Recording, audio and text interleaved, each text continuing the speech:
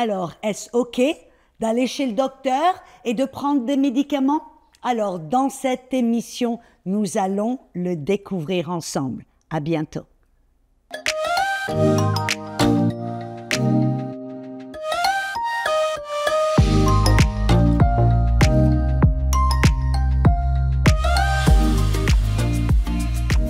Bonjour et bienvenue à la Zone Rapha. Je suis Audrey Mack et dans cette émission Zone Rapha, nous parlons de la guérison. Pourquoi? Parce que Dieu est Jéhovah Rapha, le Dieu qui nous guérit. Vous avez remarqué, il n'est pas le Dieu qui nous rend malades, mais il est le Dieu qui nous guérit et qui veut que nous marchions dans la guérison dans tous les domaines de notre vie.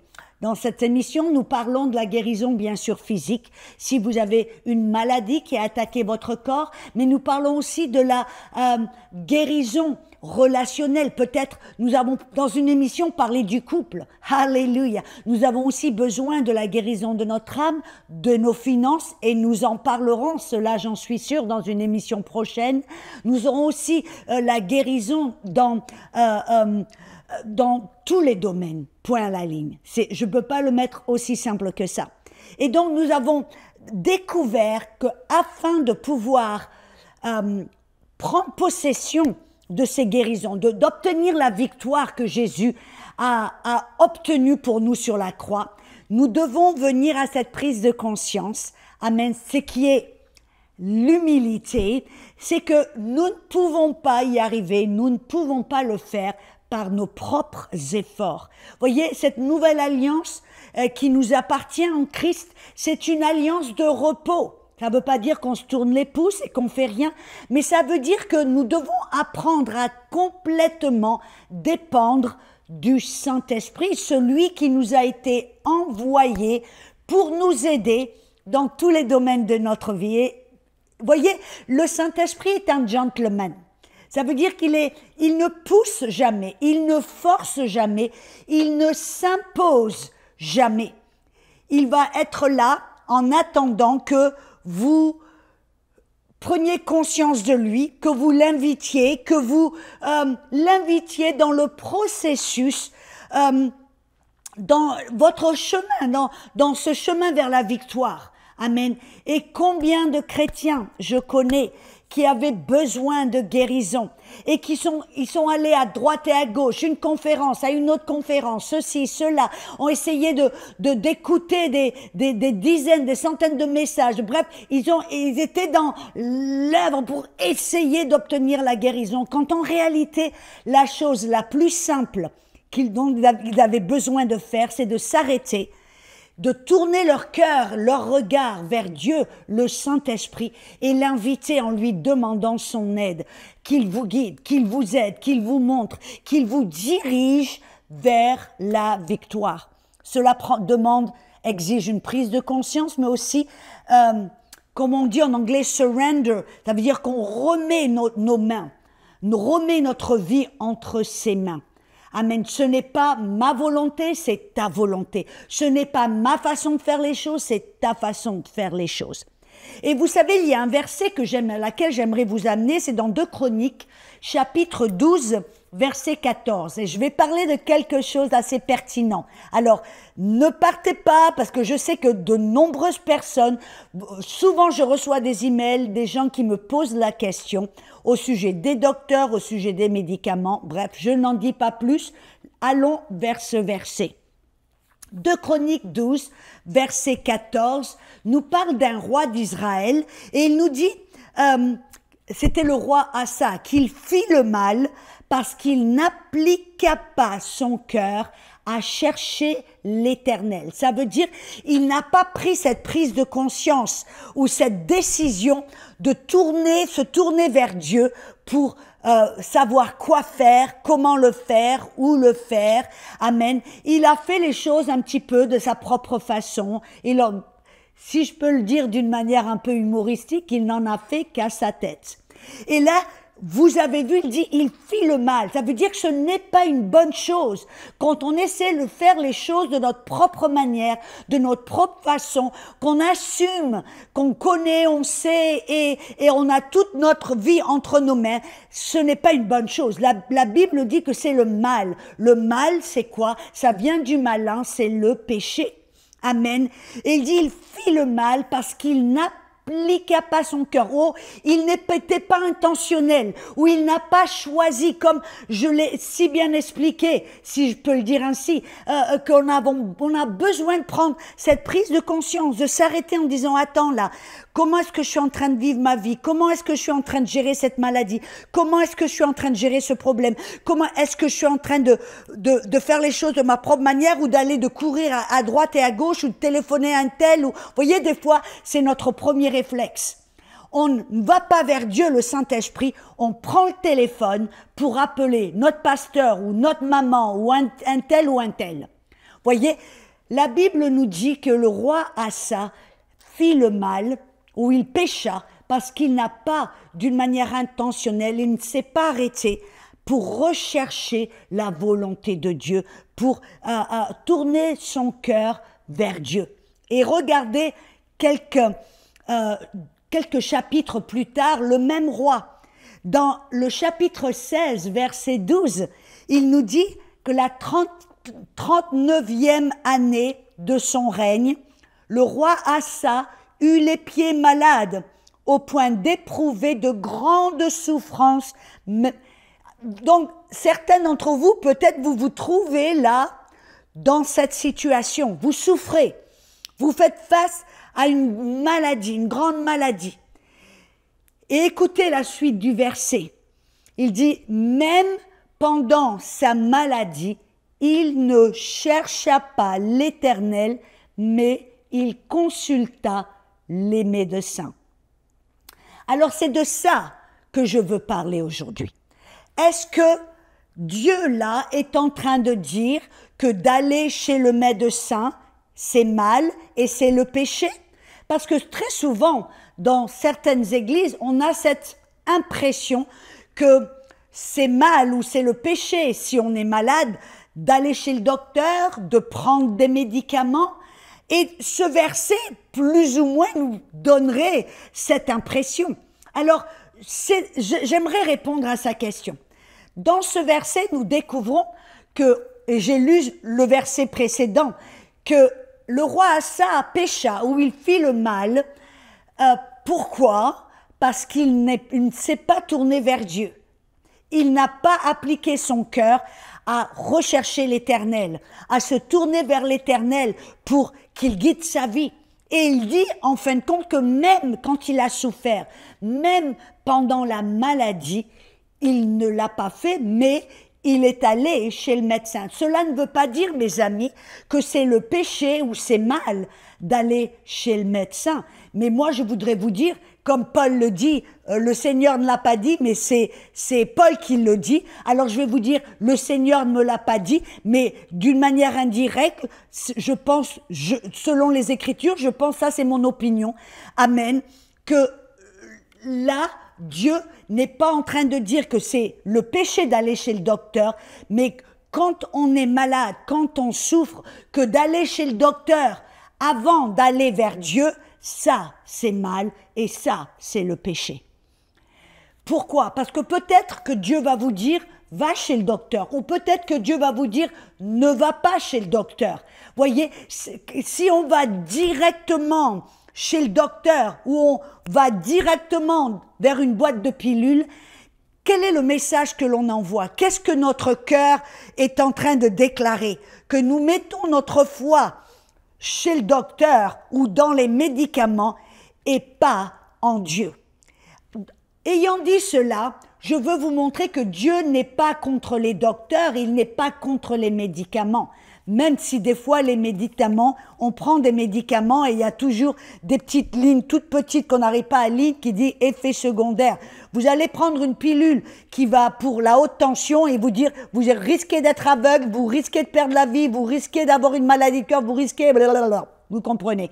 Donc si notre foi est dans les docteurs ou les médicaments, nous pouvons peut-être avoir des problèmes. Ceci dit, Dieu n'est pas contre les docteurs. Si vous avez besoin de guérison et que votre foi n'est pas là pour obtenir la guérison par la foi, amen, d'abord, comme la Bible nous le montre, allez vers le Seigneur. Allez vers, demandez au Saint-Esprit de vous montrer la volonté de Dieu, de vous montrer la bonne voie vers la victoire et vers la guérison. Il y a peut-être des choses que vous ne savez pas ou vous ne comprenez pas que lui sait. Amen. Et ayant dit cela, je me rappelle quand je me suis au début de mon mariage, rappelez-vous la foi, parce que certaines pensent que la foi, c'est pas prendre des médicaments, la foi, c'est pas aller chez le docteur, ça c'est une preuve de foi. Non, la foi, rappelez-vous, c'est faire confiance en Dieu et sa parole, plus que ce que l'on voit ou ressent. Amen. Et la foi vient de ce que l'on entend, et ce que l'on entend vient de la parole Réma qui sort de la bouche de Dieu pour vous, individuellement et personnellement. C'est ça la foi. Et donc, je me rappelle au début de mon mariage, je vais mettre une longue histoire et la raccourcir au maximum. À cause de certains événements, à cause de certaines situations, je suis d'abord allée chez le docteur en tant que femme qui venait juste de me marier. Dans les mois qui ont suivi, je suis allée chez le docteur pour faire un check-up, pour faire un examen médical pour femmes, amen, quelque chose de régulier. Puis la docteure, qui était une femme chrétienne, très gentille, elle commence à me poser des questions, comme le font les docteurs généralement. Et puis, au bout des questions, tout d'un coup, je commence à pleurer, à tomber en larmes, mais à sangloter de tout cœur. Et j'arrive pas même à respirer. Et je pleure. Elle me regarde d'abord un peu étonnée en me disant, elle voit ce cas d'une femme qui est en train de sangloter devant elle. Et puis elle me dit, Madame Mac, qu'est-ce qui se passe? Elle commence à me poser des questions. À ce moment-là, c'était plus le docteur qui parlait, c'était vraiment une femme chrétienne qui me parlait. Elle a commencé à me poser des questions. Bref, à la fin de cette consultation, elle me dit, Madame Mac, apparemment, vous êtes en train de traverser d'énormes changements dans votre vie, ceci, cela. Il se passe, vous traversez des moments très émotionnels. Elle me dit, voilà ce que je vous conseille. Elle me dit, il paraît que vous avez un déséquilibre chimique du cerveau. Elle me dit, c'est pour cela que vos émotions font le haut et le bas. Un jour, je suis contente, une heure plus tard, je tombe en sanglots, amen. Elle me dit, je vais vous prescrire cette pilule qui va aider la substance chimique de vos cerveaux, votre cerveau de s'équilibrer. Ça va amener un certain équilibre chimique dans votre cerveau. Bref, donc elle me donne cette prescription, je la prends, je rentre à la maison. Donc ceci dit, vous savez, j'avais fait un collège biblique qui était un collège sur la foi. Donc en tant que femme de foi, vous voyez, j'avais bien appris toutes mes leçons, j'avais aussi appris à marcher par la foi. Alors là, je me dis en moi-même, je prends cette prescription et je la jette dans le tiroir en me disant non, il n'est absolument pas question que je prenne ce médicament. Non, absolument pas.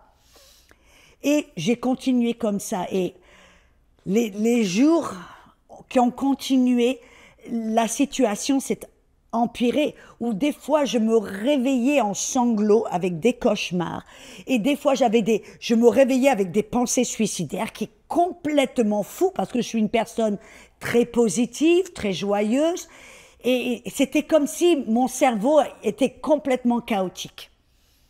Il y avait un chaos complet. Et donc là, après quelques semaines, je me suis dit, mon pauvre mari, il comprenait pas ce qui se passait et il savait pas vraiment quoi faire. Alors je me suis dit, bon Audrey, je me suis résolue. Vraiment en me sentant vaincue, dans la défaite, en me sentant nulle, j'ai dit, bon j'ai plus d'autres options, j'ai tout essayé, je vais prendre cette pilule. Et donc j'ai pris cette pilule, mais j'étais tellement dans la condamnation. Je me sentais minable, je me sentais comme si Dieu me regardait, comme en me disant, bah, dis donc, femme de foi que tu es, t'es minable. J'avais l'impression que Dieu me regardait avec dégoût, avec mépris. Et je prenais cette pilule tous les jours, mais je me sentais tellement coupable, c'était horrible.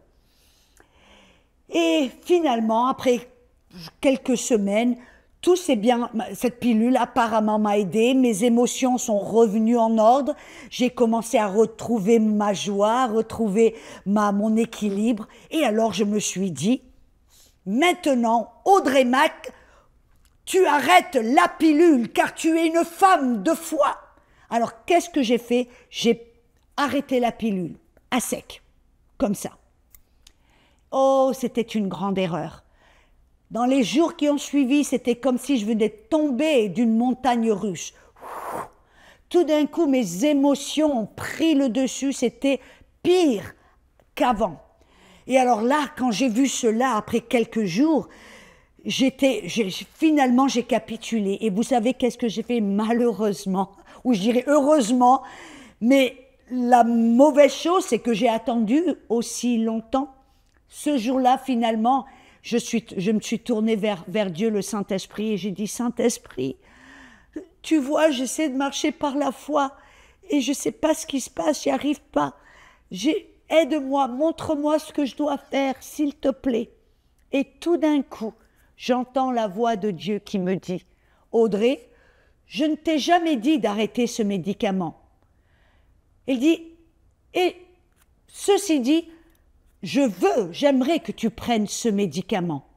J'étais étonnée parce que pour moi, voyez, qui enseignait dans la foi, pour moi, prendre un médicament et prendre un médicament, c'était comme une contradiction majeure. J'ai dit, comment est-ce que les deux peuvent cohabiter? Vous voyez, c'était ma façon de penser. Et alors là, il me dit, non, Audrey, je ne t'ai jamais dit d'arrêter ce médicament. Et ceci dit, je veux que tu prennes ce médicament. Et il a continué en disant, mais je veux que tu le prennes par la foi. Alors là, comment dire, mes petits plombs, il y a eu un disjonctement, je ne sais pas comment on dit en français, mais bref, pour moi, c'était tellement étranger de me dire comment. D'abord, prendre un médicament, c'est un manque de foi. Et comment peux-tu prendre un médicament par la foi? Et là, le Saint-Esprit m'a montré, m'a enseigné. Il m'a dit, Audrey, tous les jours, quand tu prends cette pilule, remercie le Seigneur et dis, Seigneur, je te remercie que je prends ce médicament par la foi. Il va me faire du bien et il n'y aura aucun effet secondaire. Et quand c'est le moment d'arrêter, toi, Seigneur, tu me le montres. Tout d'un coup, c'était comme si là, une révélation majeure, quelque chose que je n'avais jamais entendu ou que je n'avais jamais compris. Et alors là, tout d'un coup, j'ai dit, waouh! Et donc, j'ai commencé à faire cela. C'est ce que j'ai fait. J'ai pris tous les jours cette petite pilule et je l'ai pris. Vous voyez, il n'y avait plus de condamnation maintenant, parce que si vous êtes dans la condamnation, vous ne pouvez pas être dans la foi. Alors là, je n'étais plus dans la condamnation, mais j'étais dans la foi, en disant, Seigneur, je te remercie pour ce médicament. Je te remercie qu'il va me faire du bien, il va m'aider. Il n'y aura aucun effet secondaire, ça ne va pas faire du mal à mon corps. Et Seigneur, je te remercie que quand c'est le moment d'arrêter, toi, tu me le montres. Et j'ai fait comme ça, je ne sais pas combien de temps. C'était peut-être 1 semaine, 2 semaines, 3 semaines, bref. Dans la semaine ou les semaines qui ont suivi, un matin, je me réveille, parce que je prenais cette pilule le matin.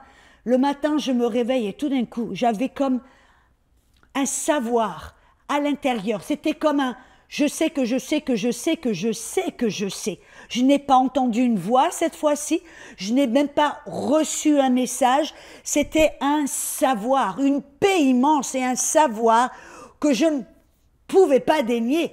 À ce moment-là, à ce jour-là, je savais que je pouvais arrêter ce médicament. C'est ce que j'ai fait. J'ai pris toutes ces pilules, ces boîtes de pilules, j'ai mis ces pilules dans mon WC, j'ai tiré la chasse. Cela fait 25 ans, mes amis, et je n'en ai jamais plus eu besoin. Donc, vous voyez, Dieu et le Saint-Esprit n'est pas contre les docteurs, il n'est pas contre les médicaments, mais nous faisons mal et il est contre quand il est opposé quand nous montrons un manque d'humilité, nous ignorons le Saint-Esprit, nous allons vers le docteur ou vers une boîte de pilules avant d'aller vers le Seigneur, vers le Saint-Esprit. Amen. Et c'est ça que Dieu désire, que nous faisions preuve d'humilité en allant vers lui. Ceci dit, j'aimerais rajouter quelque chose. Parce que vous voyez, en tant qu'être humain, nous avons une fois de plus cette tendance, c'est la nature charnelle qui aime les règles, qui aime les méthodes, qui aime les principes et les clés, les ceci, les cela. Vous voyez? Et je me rappelle, j'étais en Suisse. J'ai enseigné dans un collège biblique et sur un cours sur la guérison. Et alors là, j'étais pendant le déjeuner en face d'un étudiant et il avait une question, il avait l'air d'être assez grave. Il me dit, Audrey, j'ai une question à te poser. Mon papa a été attaqué du cancer, il a eu le cancer. Et bien sûr, il est allé, c'est un homme chrétien, il aime Dieu. Il est allé vers Dieu, il a prié et Dieu lui a parlé et Dieu l'a guéri miraculeusement. Alléluia. Il dit, mais tu sais, 1 an plus tard, ce cancer est revenu. Et il a fait la même chose et il est mort. Pourquoi, Audrey? À ce moment-là, mes amis, je n'avais pas de réponse. Et je ne vais pas lui donner une réponse si je ne la connais pas. Alors, je lui ai dit, tu sais, je suis désolée, mais je n'ai pas de réponse à ta question. Mais vous savez, ça fait comme quelque chose en moi. J'étais vers Dieu en disant, Seigneur, vraiment, tu sais, mon cœur, je veux aider les gens que tu envoies vers moi. Pourquoi je n'avais pas de réponse à lui donner? Pourquoi est-ce qu'il a été guéri la première fois et il est mort la seconde fois? Pourquoi, Saint-Esprit? Et vous savez qu'un jour, alors que je lisais ma Bible comme de coutume, je suis tombée sur un passage, je crois que c'est 1 Chronique chapitre 14, j'en suis pas sûre, mais je pense que c'était le passage. Et là, en fin de compte, j'ai lu un passage où David, vous voyez, qui avait bien appris sa leçon, David a été attaqué par, je crois que c'était les Assyriens.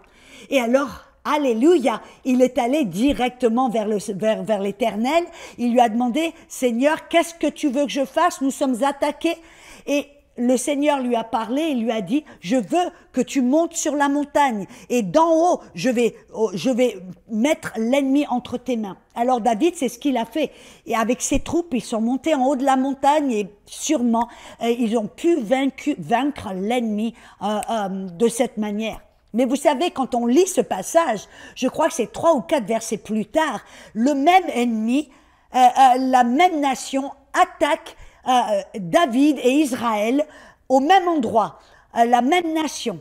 Et vous savez, la tentation de David aurait été de dire, ben voilà, Dieu m'a dit cela, d'aller en haut de la montagne, eh ben faisons la même chose, ça a marché la première fois, sûrement que ça va marcher encore. Et vous savez, merci Seigneur, ce que David a fait, il est retourné vers l'Éternel. Et il a dit, Seigneur, veux-tu que je remonte à la montagne comme nous avons fait la première fois? Et Dieu lui a dit, non, David, cette fois-ci, je veux que tu entoures l'ennemi autour des peupliers. Et là, je les remettrai entre tes mains. Et voyez, qu'est-ce que je veux dire par là? Le Seigneur, là, a répondu à ma question. Il m'a montré que cet homme, la première fois, quand il a reçu ce diagnostic du cancer, il s'est tourné vers Dieu. Il est allé vers Dieu pour lui demander et pour prier, lui demander ce qu'il devait faire. Dieu lui a montré la solution. Il lui a dirigé vers la victoire. Il l'a fait, il a obéi, il a été guéri miraculeusement. Mais la deuxième fois, qu'est-ce qu'il a fait? Il a répété, ou il s'est dit en lui-même, ben, Dieu m'a dit, quand j'étais attaqué du cancer, de faire ceci, ben je vais le faire encore. Il a fait la même chose et cette fois-ci, il est mort. Pourquoi? Parce que Dieu, il ne veut pas que nous écoutions sa parole et en faire une règle, en faire une méthode, en faire amen. Il veut qu'on soit comme des enfants, dépendants de lui, qu'on aille vers lui. Vous voyez, c'est ça l'intimité. C'est ça que Dieu désire avant toute chose. Que nous allions vers lui avant d'aller nulle autre part. Que nous allions vers lui, amen, au lieu d'aller chez le docteur, chez ceci et cela, ou d'aller vers même avant d'aller vers votre pasteur ou un homme ou une femme de Dieu, allez vers Dieu lui-même, car Dieu veut vous parler. Amen. Dieu a la solution pour vous, qui est pour vous. Allez, et voyez, la nature humaine, une, deux fois, c'est contre cela que des fois on doit se battre. Souvent, nous sommes notre plus grand ennemi, même pas le diable. Des fois, le diable, il se met les mains dans les poches en disant, hop, je vais le laisser faire, je vais la laisser faire. Je sais qu'ils vont faire de leur vie un grand désastre. Moi, j'ai rien à faire. Vous voyez, des fois, le self, le nous-mêmes, le grand jeu avec un J majuscule, des fois, est notre plus grand ennemi. Et si nous pouvons apprendre à aller vers Dieu en toute situation, amen, alors Dieu va nous diriger. Et peut-être qu'il va vous dire, va chez le docteur ou ne va pas chez le docteur. Ou peut-être qu'il va te dire, ok, prends ce médicament, mais prends-le par la foi. Amen. Ou alors il va te dire, non, ne prends pas ce médicament. Donc, voyez, ce n'est pas aller chez le docteur ou prendre des médicaments qui est mal, mais c'est de marcher indépendamment de Dieu, de ne pas aller vers lui premièrement, alléluia, mais de se fier peut-être à la sagesse des autres, à la sagesse de l'homme avant de se fier à la sagesse de Dieu. Amen. Oh, j'espère que cela vous a aidé. Et je voudrais peut-être ramener un petit détail supplémentaire en parlant de la nature humaine. Amen. Vous savez que souvent quand Dieu, moi je me rappelle même quand on veut faire le ministère, quand Dieu m'avait parlé de faire quelque chose, et je me rappelle une femme qui avait le cancer, et Dieu m'avait dit, frappe-lui dans le ventre, amen. Je comprenais pas, mais j'ai obéi. Et cette femme a été guérie d'un cancer de l'estomac. Immédiatement. Alléluia. Mais vous savez qu'est-ce que j'ai commencé à faire? À vouloir cogner tout le monde dans le ventre. Jusqu'à ce que le Saint-Esprit me dise, Audrey, arrête. Alléluia. Il m'a montré la stupidité de cette action, de faire de cette parole qui était vivante, cette parole réma, d'en faire une règle, une doctrine, d'en faire quelque chose que l'on répète. Donc, évitons de tomber dans ce genre de schéma. Amen. Allons vers Dieu, fions-nous à Dieu, devenions dépendants de Dieu. Amen. Et même s'il vous dit, va chez le docteur, prends ce médicament, ou ne prends pas le médicament et ne va pas chez le docteur. Si peut-être vous vous trouvez dans une situation maintenant critique, vous dites, j'ai besoin de guérison, j'aimerais prier pour vous maintenant. Je prie au nom de Jésus.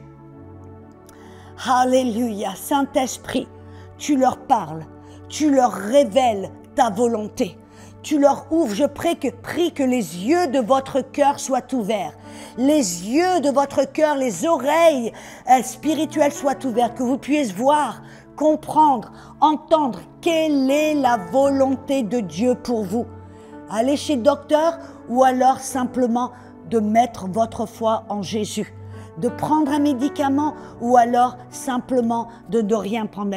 Mais vraiment, je prie que vous connaissiez la volonté de Dieu pour vous, personnellement, individuellement, au nom de Jésus.